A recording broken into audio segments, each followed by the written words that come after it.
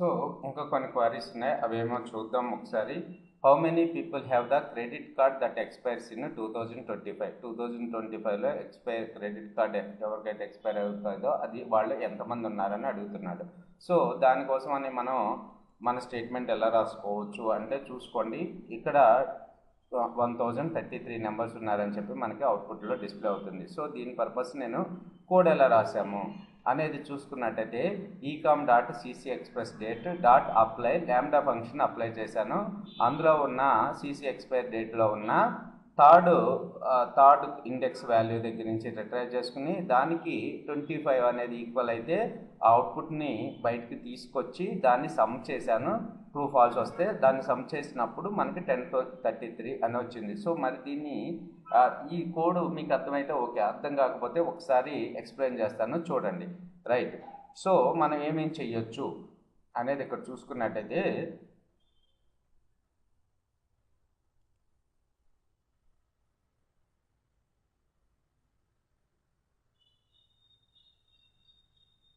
Right, first మనకి expiry date 2025 ఉన్న వాళ్ళని అసలు డేటాని మనం బయటికి రిట్రైవ్ చేసుకుని చూద్దాం ఒకసారి. సో ఎక్స్పైరీ డేట్ 2025 ఉన్న వాళ్ళే ఎక్కడ ఉన్నారు? CCEXP డేట్ అనే ఒక కాలం ఉందంట, ఆ కాలంలో మనకి CC ఎక్స్పైరీ డేట్స్ అన్నీ కూడా మనకి ఉన్నాయి. Okay right, first CC expiry డేట్లో మనకి ఏమేమి కాలమ్స్ ఉన్నాయో ఒకసారి చూద్దాం. So ఈకాము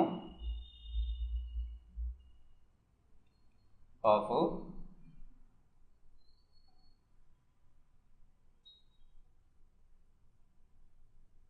CCEXP date. ఓకే, మొత్తం మనకి CCEXP డేట్స్ అన్నీ కూడా మనకు వచ్చేసినాయి. ఇందులో ఐ లొకేషన్ ద్వారా ఒకసారి ఫైండ్ అవుట్ చేద్దాం. ILOC ద్వారా ఫస్ట్ రికార్డ్ని బయటకు తీసుకొద్దాం. I location is 0. చూడండి ఇక్కడ O అని టైప్ చేశాను, 0 కదా మనం టైప్ చేయాల్సింది.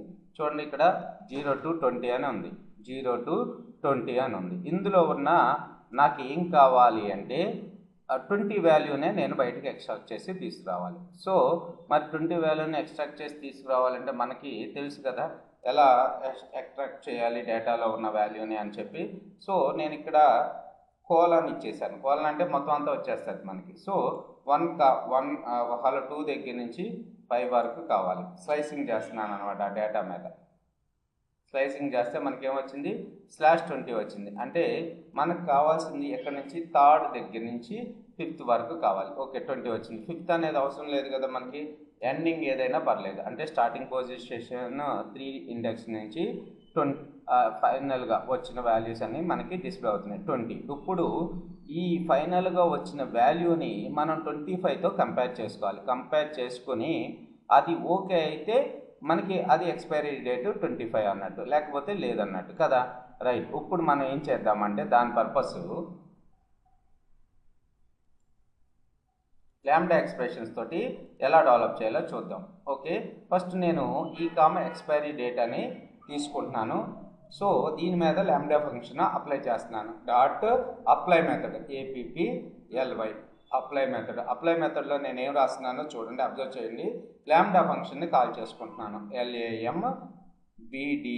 మీరు లాంబ్డా ఫంక్షన్ మీద ఏమైనా డౌట్స్ ఉన్నట్టయితే ఒకసారి గూగుల్లో సెర్చ్ చేయండి.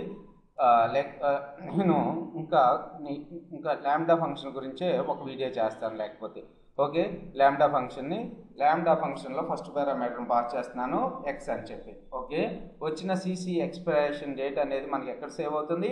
Xలో సేవ్ అవుతుంది. రైట్, సో కోలను.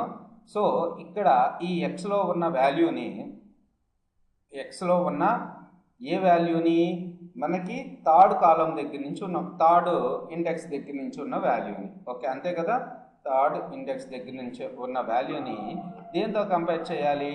మనం 25తో కంపేర్ చేయాలి. అంతేగా, అది కూడా స్ట్రింగే కదా, 25 అని చెప్పి ఇక్కడ రాస్తున్నాను. 25 మనకు అవుట్పుట్ ఏమొచ్చిందో చూడండి. సారీ, ఇక్కడ ఏదో మనం మిస్టేక్ చేసాం. డబల్ ఈక్వల్స్ టు నేను కంపారిజన్ ఆపరేటర్ కదా. చూడండి ఇప్పుడు మనకు ఫాల్స్ అని ట్రూ అని వచ్చేసినాయి మనకి. రైట్, ఇప్పుడు ఏం చేస్తున్నాను అంటే దీన్ని టోటల్గా సమ్ చేసుకుంటున్నాను. మీరు డిఫరెంట్ వేస్ తోట ఫైండ్ అవుట్ చేసుకోవచ్చు, అది మీకు తెలుసు. టోటల్గా సమ్ చేసుకుంటే నాకు 1033 మనకి అవుట్పుట్ అనేది వచ్చింది. సో ఇక్కడ మీకు ఏమైనా డౌట్ ఉందా? సో లాంబ్డా ఫంక్షన్ ఎలా వర్కౌట్ అయిందో మీరు ఒక్కసారి అబ్జర్వ్ చేయండి. లాంబ్డా ఫంక్షన్లో మనకి ecom.ccexpdate.apply మెథడ్లో మనం లాంబ్డా ఫంక్షన్ కాల్ చేస్తున్నాము. లాంబ్డా ఫంక్షన్లో దీన్ని వచ్చిన ఈకామ్లో ఈ వాల్యూ అనేది ఎక్కడికి వచ్చి సేవ్ అవుతుంది, ఎక్స్లోకి వచ్చి సేవ్ అవుతుంది. ఆ ఎక్స్లో ఉన్న థర్డ్ ఇండెక్స్ నుంచి తీసుకొస్తే ఫైనల్గా మనకేం వచ్చింది, 20 వచ్చింది. 20 = 25 ఫాల్స్ కాబట్టి మనకు ఫాల్స్ అని డిస్ప్లే చేసింది. తర్వాత అలా ఈచ్ అండ్ ఎవ్రీ CCEXP డేట్లో ఉన్న వాల్యూస్ని తీసుకొచ్చి అందులో ఉన్న థర్డ్కు ఈ ఎక్స్ప్రెషన్తో ఎవాల్యుయేట్ చేసి మనకు ట్రూనా ఫాల్స్ అనేది ఇచ్చింది. ఫైనల్గా సమ్ చేసుకుంటే మనకు అవుట్పుట్ అనేది వచ్చేసింది. రైట్. తర్వాత what are the top 5 most popular email providers by host అని చెప్పి అడుగుతున్నాడు. అంటే మనకి ఈమెయిల్ కాలంని ఒకసారి చూడండి. ఫస్ట్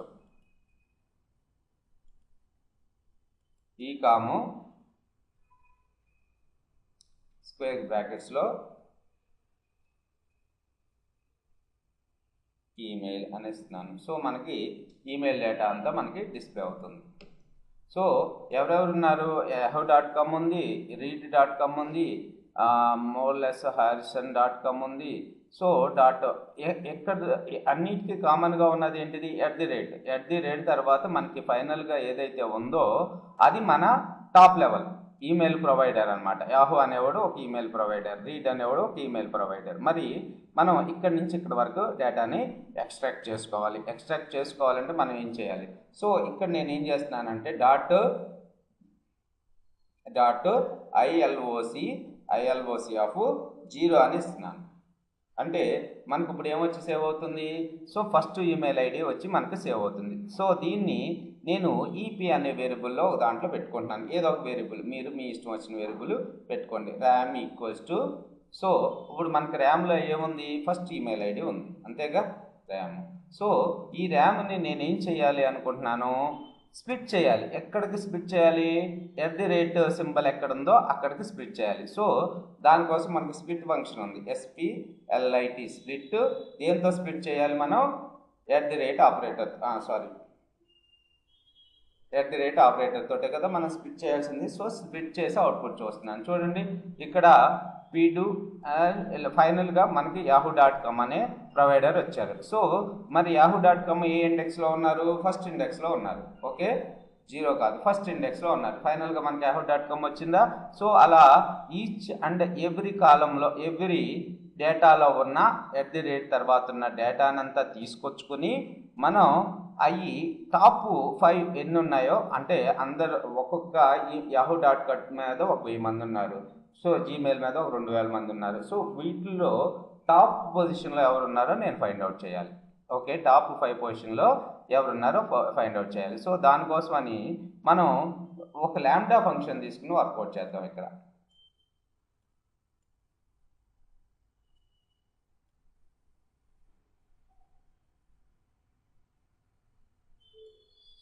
సో ఫస్ట్ చూడండి, ఇక్కడ మనకి కావాల్సింది ఏంటి, ఈకామ్లో ఈమెయిల్. సో అందులో మనం అప్లై చేస్తున్నాం. అప్లైలో ఏం ఫంక్షన్ యూజ్ చేస్తున్నాం, లాంబ్డా ఫంక్షన్. సో ఈమెయిల్ వచ్చి ఎక్స్లో సేవ్ అవుతుంది. x.split దేంతో స్ప్లిట్ అవుతుంది, @ తోటి స్ప్లిట్ అవుతుంది. ఇందాక ఎగ్జాంపుల్లో దేంతో స్ప్లిట్ అవ్వాలని చెప్పాను, స్ప్లిట్ అవ్వాల్సిన అవసరం లేదు. ఇప్పుడు మనకి స్ప్లిట్ కావాలి కాబట్టి x.split అని రాశాను, x.split @1. సో ఇప్పుడు చూడండి మనకు అవుట్పుట్ ఏమొచ్చింది, అన్నీ కూడా టాప్ లెవెల్ డొమైన్స్ అన్నీ కూడా వచ్చినాయి. సో తర్వాత మనం ఏం చేయాలి, ఇందులో ఉన్న వాల్యూ కౌంట్స్ మనం చూసుకుందాం. ఒక్కొక్క ఈమెయిల్ ఐడికి ఎంతమంది వచ్చారు, వాల్యూ అండర్స్కోర్ కౌంట్స్.